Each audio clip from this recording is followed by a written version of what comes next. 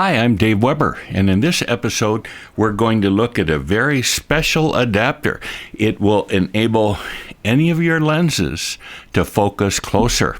It's called a close focus adapter, also known as close focusing adapter, and also known as a stretch adapter.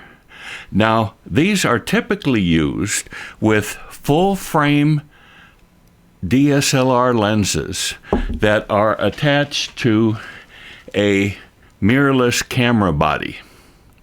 And basically, they take the place of the dumb adapter that would usually fit in between the lens and the camera. And if you look at a close focusing adapter or stretch adapter, you'll find that it's very similar, if not identical, in thickness and size to the dumb adapter. So this is the dumb adapter, and this is the close focusing adapter. Very, very similar. Now, there are 6 different methods that can be used to help a lens focus just a little bit closer. And those photographers like me who enjoy focusing close and maybe even macro once in a while, we love to use one of these 6 techniques to enable our lens to focus just a little bit closer. These 6 different ways include, number 1, a close-up lens. A close-up lens basically is like a filter that screws onto the front of your lens. These don't cost too much money. I put down 2 green dollar signs, and they will focus close. That's a little picture of a bug. Here's a portrait, and here's infinity. These close-up lenses, which are fairly inexpensive, will only focus close. They won't focus at infinity. The second way you can focus close is with a reversing ring. These are really, really cheap. And let me show you how they work. Here's a typical lens, and this is an inexpensive reversing ring. You screw it onto the very front of your lens, and then you mount that focusing ring, reversing ring rather, onto your camera body, and now your lens is mounted on the body in reverse. And the front of the lens is actually the rear of the lens. You shoot backwards, and this enables you to focus a whole lot closer. And reversing rings are very cheap, as I mentioned, and they do not focus at infinity. They don't even focus on portraits, but they focus close to macro. The third type is extension tubes, and here are some examples of extension tubes. They're a hollow tube, and frequently you buy them in a set of 3, and extension tubes are fairly inexpensive. I put down $2 signs for them, and they focus again up close, but they don't focus on infinity.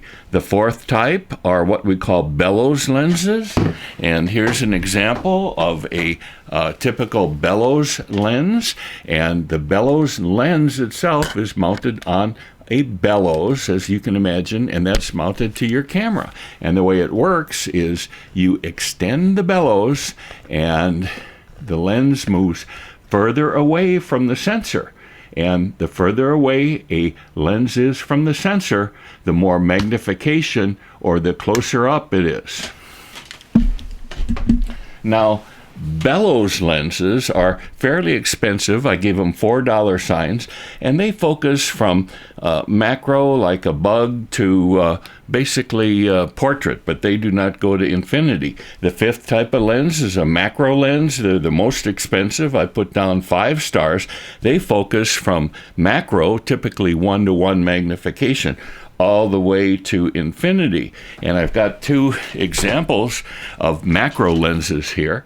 And as you can see, macro lenses have a great deal of extension to them, and they are built so that the helicoil built into the macro lens moves the optical elements really far away from the sensor. And as we said before, the further the lens optical elements are away from the sensor, the more magnification you get and the closer your image.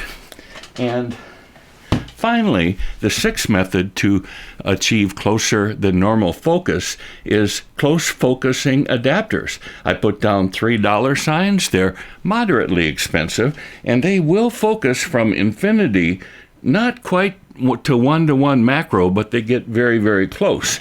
And of course, here's my example of a close focusing adapter. Now, how do they work? Well, they kind of work like a dumb adapter, but they have a built-in focusing helicoid.